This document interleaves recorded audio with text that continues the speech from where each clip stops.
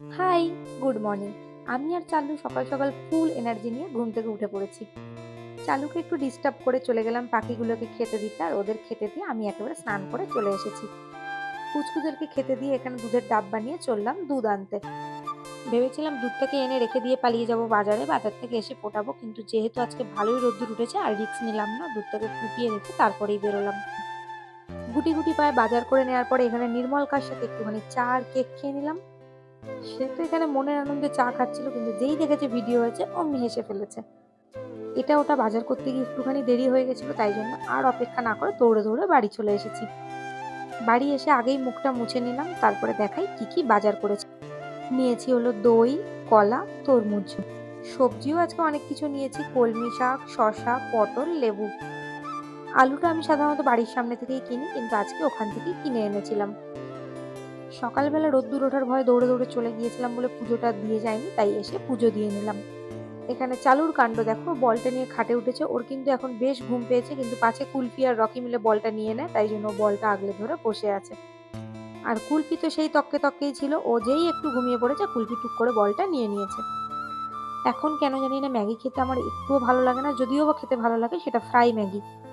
সাত সকালে আর fry Maggi করার এনার্জি আমার একদমই নেই, তাই দুঃখ করে এই ম্যাগিটাই আমাকে খেতে হচ্ছে। সবজিগুলো কাটতে হবে, তাই প্রথমেই বসে গেছি কলমি শাক কাটতে। শাকটা কাটার পরে বসেছিলাম পটল কাটতে, তারপর দেখছি এই ছাতা মাথা দিয়ে পটল কাটা যাচ্ছে না, তারপরে আমি আবার বটি নিয়ে বসেছি। আমি যেহেতু অনেকটা দেরিতে খেয়েছি আর পুচকুরও অনেকটা সকালে খেয়েছে, তাই জন্য ওদেরকে আগে আগে খেতে দিয়ে দিলাম। ভালোই গরম পড়েছিল বলে আজকে আর ওদের তরকারি দিয়ে ভাত দিইনি, দই দিয়ে ভাত দিয়েছি। আজকে রান্না করবো ভেবেছি আলু পটল চিংড়ির তরকারি আর কলমি শাক ভাজা। কড়াইতে তেল দিয়ে কিছুটা রসুন কুচোনো আর কালো সর্ষে দিয়ে আমি শাকটা ভেজে নেব। পটল কাটতে বসেছিলাম যখন, একেবারে পটলটা কেটে রেখে দিয়েছি, কালকে ভাজা করব। ও হ্যাঁ, শাকটা ভাজার আগে আমি এখানে ভুল করে চিংড়ি মাছটা ভেজে রেখেছিলাম। ভুল করে কেন বলছি, কারণ আগে আগে ভাজা আমার উচিত হয়নি, অর্ধেক ভাজা মাছ আমি খেয়েই ফেলেছি। আমি বাজারে যাই শাটিন মাছের লোভে, শাটিন মাছ খেতে আমার খুব ভালো লাগে, কিন্তু এখানের লোক মনে হয় শাটিন মাছ খায় না। আমি ৯ মাসে ৬ মাসে একবারই পাই শাটিন মাছ। একঘেয়ে রুই কাতলা খেতে আর ভালো লাগে না, তাই জন্য আজকে নিয়ে এসেছি চিংড়ি মাছ।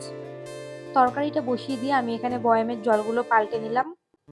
এইখানে প্রত্যেকটা বোলের মধ্যেই একটা করে ফাইটার ছিল, কিন্তু একটা একটা করে মারা যেতে যেতে ৪-৫টা মতন মারা গেছে।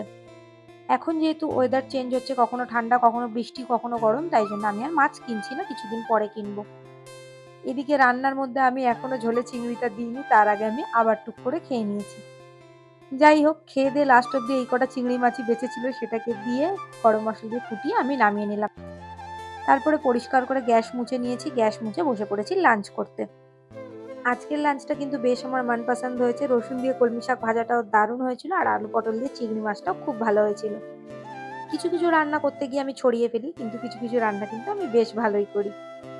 তারপরে ভাত ঘুম দিয়ে ঘুম থেকে উঠে পড়েছি আর বসেছি একটু তরমুজ নিয়ে।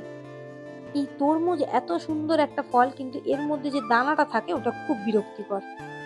আমার পুচকুরাও তরমুজ, শসা এগুলো খেতে খুব ভালোবাসে। তোমাদের বাড়িও যদি পুচকু থাকে তোমরা ওদের তরমুজ খাওয়াতে পারো। ওরা তো খুব একটা জল খেতে চায় না, তাই ওদের জন্য তরমুজটা বেশ উপকারী।